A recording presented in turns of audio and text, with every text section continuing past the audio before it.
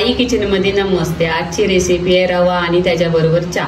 तर इथे रवा आहे 1 वाटी, ते तूप आहे 1 वाटी, इथे साखर आहे अर्धी वाटी, इथे मनुका आहे आणि खजूर आहे, इथे 1 वाटी काजू आहे, त्याच्यामध्ये बदाम आहे, त्याच्यामध्ये अक्रोड आहे, त्याच्यामध्ये आहे ना पिस्ता पण आहे आणि चारोली पण आहे, इथे आहे ना एलची पूड आहे 1 चमचा, इथे केसर आहे ना दुधात टाकलेला आहे भिजत, इथे आपण 1 चमचा तूप टाकायचा,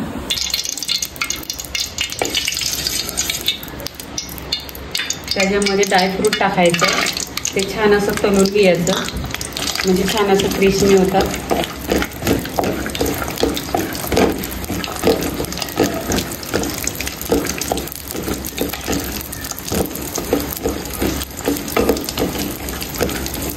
ते ड्रायफ्रूट टाकलेलं आहे, तेलात छान असं तुपावर आपण क्रिस्पी केलेलं आहे ना, गोल्डन कलर आलेला आहे, तर आपण काढून घ्यायचं। इथे आपण वाटीवर तूप टाकायचा, छान असा गरम करून घ्यायचा।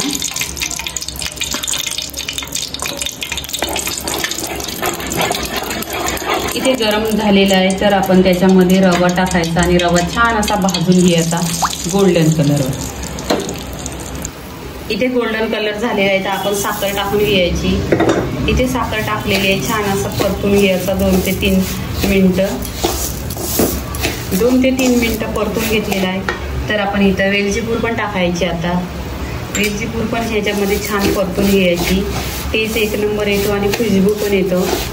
तर वेलची पूड पण परतलेली आहे, तर इथे आपण हे ड्रायफ्रूट टाकायचं, त्याच्यामध्ये हे पण टाकायचं आपण आणि परतून घ्यायचं छान असं रव्यामध्ये, परफेक्टली एक कलर होतो त्याचा आणि टेस्ट पण छान येतो।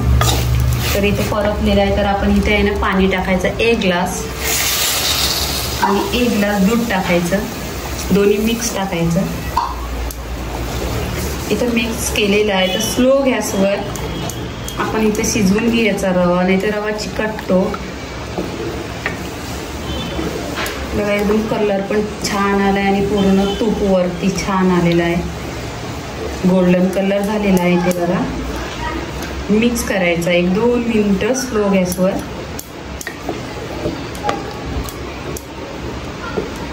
ते आपण केसर टाकलेला दुधात भिजवायला, तो पण टाकून घ्यायचा, इथे छान कलर असा आलेला आहे केसरचा आणि मिक्स करायचं।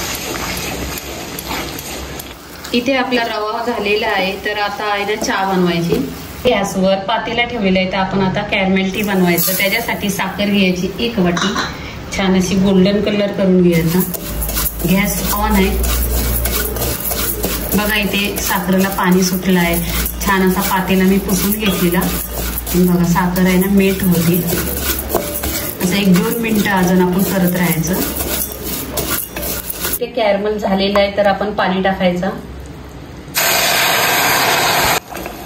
इथे लेमन ग्रास टाकायची, त्याच्यानंतर अद्रक टाकायचा, त्याच्यात एलची पूड पण आहे आणि एलचीचं ते पण सालं पण आहे, छान अशी उकळी काढून घ्यायची। इथे उकळी पण आलेली आहे, तर आपण चहा पावडर टाकायची, 2 चमचा चहा पावडर आहे, चहा पावडरला पण छान अशी उकळी आली पाहिजे 1-2 मिनिटं आणि मिक्स करतच राहायचं। इथे चहाला छान अशी उकळी आलेली आहे, तर आपण दूध टाकायचा, दूध 1 ग्लास आहे आणि दूध टाकल्यानंतर पण असं हलवायचं।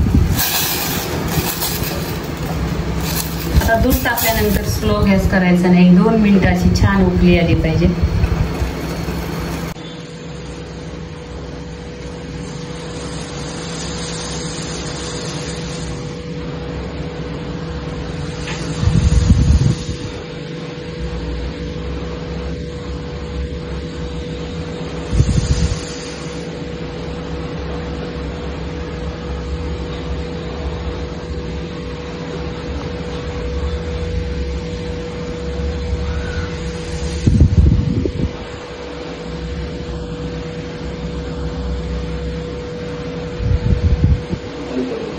ते आपली चहा झालेली आहे, आता आपण कपात वतून घ्यायची।